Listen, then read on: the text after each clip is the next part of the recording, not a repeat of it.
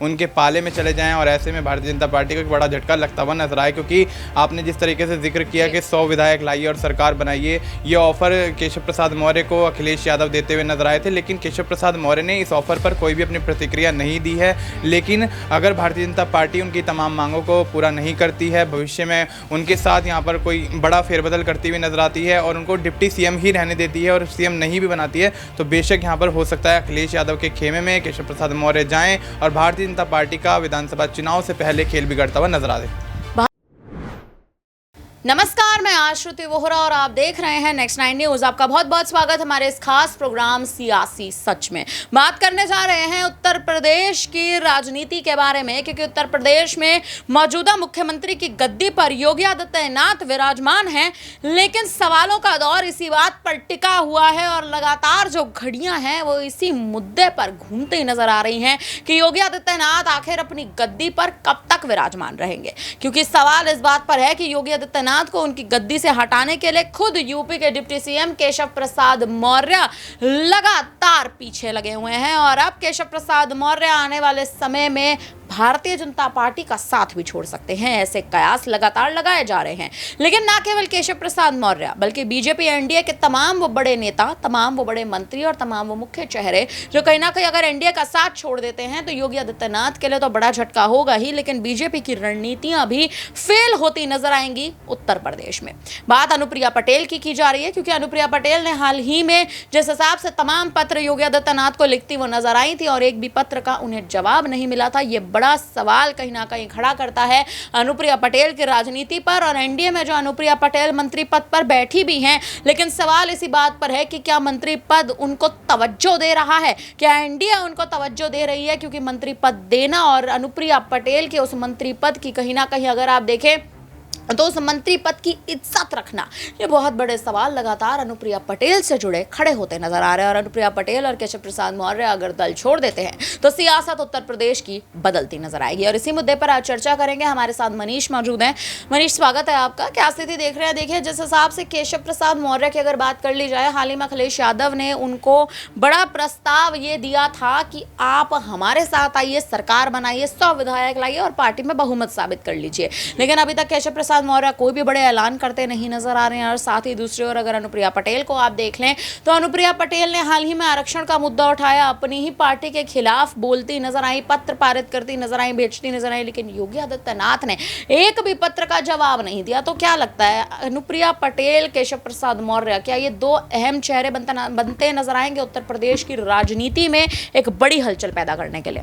जी बिल्कुल, जिस तरह से देखा जाए तो लोकसभा चुनाव के बाद से ही कहीं ना कहीं योगी आदित्यनाथ को इस बात का दोषी ठहराया जा रहा है कि उत्तर प्रदेश में जो भाजपा की सीटें कम हुई हैं उसके जिम्मेदार वो हैं। और ऐसे में देखा जा रहा है कि केवल यहाँ पर भारतीय जनता पार्टी ही नहीं, एनडीए के तमाम दल कहीं ना कहीं योगी आदित्यनाथ पर निशाना साधते हुए नजर आ रहे हैं। अब देखा जा रहा है जिस तरह से केशव प्रसाद मौर्य और योगी आदित्यनाथ के बीच अंतर्कलह का माहौल चल रहा है और कहीं वहीं से केशव प्रसाद मौर्य सीएम बनने का दावा पेश करते हुए नजर आ रहे हैं और योगी आदित्यनाथ को कुर्सी से हटाने की तमाम कोशिशें करते हुए नजर आ रहे हैं। लेकिन देखा जाए तो फिलहाल उपचुनाव का माहौल है और ऐसे में यहाँ पर भारतीय जनता पार्टी अगर नहीं संभलती है तो उपचुनाव में बड़ा झटका लग सकता है। लेकिन अगर बात की जाए एनडीए के समर्थित दलों की, तो जयंत चौधरी भी कहीं ना कहीं के सीएम योगी आदित्यनाथ पर हमलावर थे। जब कांवड़ यात्रा पर सीएम योगी ने एक बयान दे दिया था तो उस बयान को लेकर भी काफ़ी ज़्यादा सियासत गर्माती हुई नजर आई थी। और अगर यहीं हम बात कर लें अनुप्रिया पटेल की, तो आरक्षण के मुद्दे पर जिस तरह से एनडीए को घेरती हुई नजर आती हैं और यहाँ पर मांग करती हुई नजर आती हैं, तो बेशक यहाँ पर देखा जाए तो उत्तर प्रदेश की राजनीति में एनडीए के सहयोगी दलों ने यहाँ पर कहीं ना कहीं भारतीय जनता पार्टी की मुश्किलें बढ़ा रखी हैं और ऐसे में सीधा तौर पर निशाना बनाया जा रहा है सीएम योगी आदित्यनाथ को। और देखा जाए तो जिस तरह से उपचुनाव का फिलहाल माहौल बनता हुआ नजर आ रहा है, तो केशव प्रसाद मौर्य और योगी आदित्यनाथ के बीच जो अंतर्कलह पार्टी के अंदर चल रही है उसका फायदा अखिलेश यादव उठाते हुए नजर आ रहे हैं और वो चाह रहे हैं कि केशव प्रसाद मौर्य किसी भी सूरत हाल में उनके पाले में चले जाएं और ऐसे में भारतीय जनता पार्टी को एक बड़ा झटका लगता हुआ नजर आए, क्योंकि आपने जिस तरीके से जिक्र किया कि 100 विधायक लाइए और सरकार बनाइए, ये ऑफर केशव प्रसाद मौर्य को अखिलेश यादव देते हुए नजर आए थे, लेकिन केशव प्रसाद मौर्य ने इस ऑफर पर कोई भी अपनी प्रतिक्रिया नहीं दी है। लेकिन अगर भारतीय जनता पार्टी उनकी तमाम मांगों को पूरा नहीं करती है, भविष्य में उनके साथ यहाँ पर कोई बड़ा फेरबदल करती हुई नजर आती है और उनको डिप्टी सीएम ही रहने देती है और सीएम नहीं भी बनाती है, तो बेशक यहाँ पर हो सकता है अखिलेश यादव के खेमे में केशव प्रसाद मौर्य जाएं और भारतीय जनता पार्टी का विधानसभा चुनाव से पहले खेल बिगड़ता हुआ नजर आ रहा है। भारतीय जनता पार्टी का विधानसभा चुनाव या फिर यूं कहें कि उत्तर प्रदेश में तो अभी उपचुनाव भी है। उपचुनाव की तारीखों का भी ऐलान बेहद जल्द होने वाला है और जिस हिसाब से अगर मनीष अब थोड़ा गौर करें तो भारतीय जनता पार्टी ने अभी तक अपनी चुनावी सूची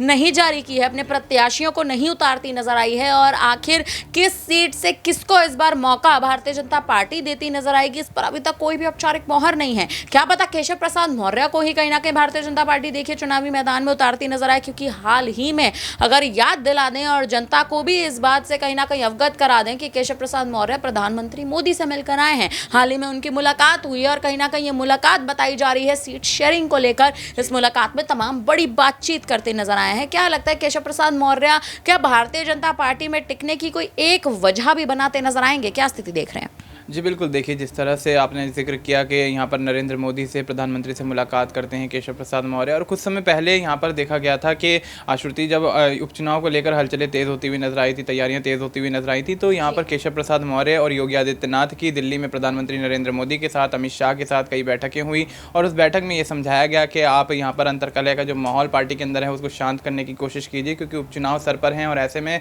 भारतीय जनता पार्टी नहीं चाहती कि लोकसभा चुनाव वाला परिणाम यहाँ पर भी देखने को मिले, उनको झटका लगता हुआ नजर आए। तो ऐसे में भारतीय जनता पार्टी रिस्क नहीं लेना चाहती है। शायद यही वजह है कि यहाँ पर केशव प्रसाद मौर्य सीएम योगी आदित्यनाथ को अलग अलग बुलाकर यहाँ पर मुलाकात करते हुए प्रधानमंत्री मोदी नजर आ रहे हैं और साथ ही एक साथ भी बुलाकर मुलाकात करते हुए नजर आ रहे हैं, समझाते हुए नजर आ रहे हैं। तो भारतीय जनता पार्टी तो अपनी तरफ से पूरी कोशिश कर रही है कि उत्तर प्रदेश में उनका खेल नहीं बिगड़े, लेकिन जिस तरह से केशव प्रसाद मौर्य यहाँ पर बगावती सुर दिखाते हुए नजर आ रहे हैं, तो कहीं ना कहीं भारतीय जनता पार्टी का खेल आने वाले समय में केशव प्रसाद मौर्य के द्वारा बिगाड़ा जा सकता है। और ऐसे में अगर केशव प्रसाद मौर्य बगावत करके यहाँ पर अखिलेश यादव के पाले में या किसी और पाले में चले जाते हैं या अपनी ही यहाँ पर पार्टी बना लेते हैं, तो बेशक भारतीय जनता पार्टी के लिए एक बहुत बड़ा चैलेंज होता हुआ नजर आएगा। और ऐसे में देखा जा रहा है जिस तरह से एनडीए के समर्थित दल भी कहीं ना कहीं यहाँ पर उत्तर प्रदेश की राजनीति में भारतीय जनता पार्टी का खेल बिगाड़ते हुए नजर आ रहे हैं, उनके खिलाफ तमाम मुद्दे ऐसे खड़े करते हुए नजर आ रहे हैं कि भारतीय जनता पार्टी उपचुनाव से पहले गिरती हुई नजर आ रही है और इसका खामियाजा कहीं ना कहीं विधानसभा चुनाव में भी भारतीय जनता पार्टी को भुगतना पड़ सकता है। तो ऐसे में अब ये देखना दिलचस्प होगा कि आने वाले समय में भारतीय जनता पार्टी अपने आप को किस तरह संभालती है, पार्टी के अंदर फैली स्थिति को किस तरह संभालती है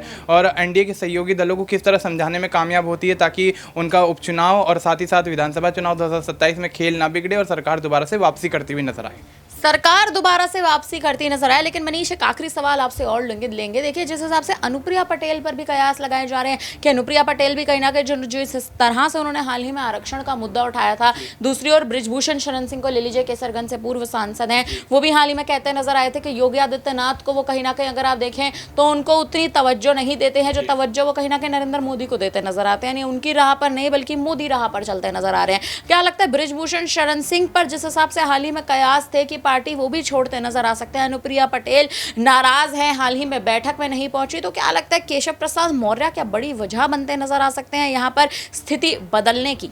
जी बिल्कुल, देखिए जिस तरह से मैंने पहले भी समझाया कि केशव प्रसाद मौर्य और सीएम योगी आदित्यनाथ के बीच जो यहाँ पर तनातनी का माहौल चल रहा है, एक दूसरे के खिलाफ यहाँ पर उतरते हुए नजर आ रहे हैं, तो उसका कहीं ना कहीं असर एनडीए के समर्थित दलों पर भी पड़ रहा है और भारतीय जनता पार्टी के अंदर तो पड़ ही रहा है। क्योंकि देखिए कि जिस तरह से लोकसभा चुनाव में, पिछले लोकसभा चुनाव में अगर बात की जाए तो 62 सीटों पर जीत दर्ज करने वाली भारतीय जनता पार्टी इस लोकसभा चुनाव में महज 33 सीटों पर सिमट जाती है और अखिलेश यादव 37 सीटें जीतकर बड़ी जीत दर्ज करते हैं, पार्टी को सूबे में उठाने की कोशिश करते हैं। और अब जिस तरह से अखिलेश यादव की पार्टी पूरी निर्णायक भूमिका निभाती हुई नजर आ रही है, तो बेशक बाजी मारने में कामयाब भी हो सकते हैं। और ऐसे में देखा जाए तो कैसरगंज के पूर्व सांसद आपने बृजभूषण शरण सिंह की बात की, तो कहीं ना कहीं देखा गया जब से महिला यौन शोषण मामले में वो फंसते हुए नजर आए महिला पहलवानों के साथ, तो कहीं ना कहीं उसको लेकर भी राजनीति बहुत गर्माती हुई नजर आई थी। और अब ऐसे में देखा गया कि जिस तरह से सीएम योगी आदित्यनाथ को इतनी तवज्जो नहीं देते हैं जितनी वो प्रधानमंत्री नरेंद्र मोदी को देते हैं, और यहाँ तक कि वो कहीं ना कहीं अपने आप को अंदरूनी तौर पर एक दावेदार के तौर पर सीएम पद के देखते हुए नजर आते हैं। तो अब ऐसे में देखना वाकई दिलचस्प होगा जिस तरह से यहाँ पर